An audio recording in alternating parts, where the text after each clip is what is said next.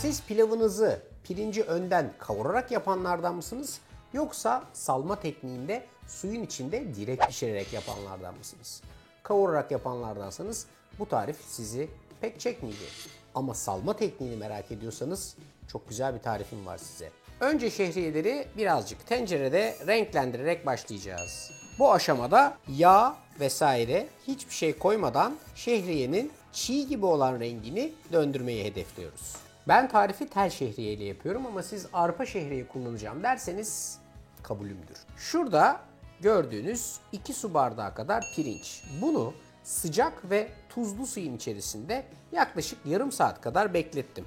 Sonra o suyu süzdüm. İşte gördüğünüz bu pirinçten çıkan fazla nişasta burada.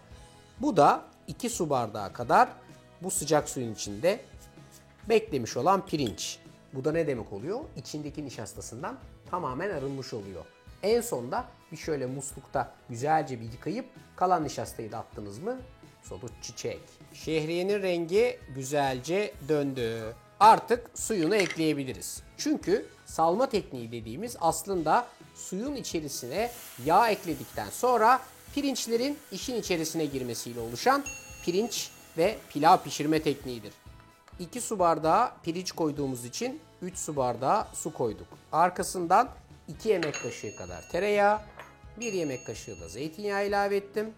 Yağı suyun içerisinde iyice eritiyorum. Tuzunu da ilave ediyorum.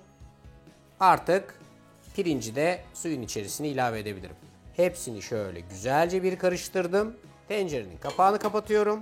Bundan sonrası klasik pilav yapar gibi. Kaynayana kadar yüksek ateşte, kaynayınca kısık ateşte aşağı yukarı 15 dakika kadar bunu pişiriyorum. Mis gibi kokuyor.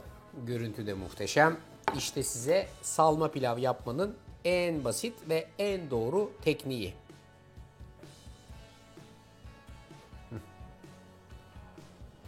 Tadı harika. Hepinize afiyet olsun.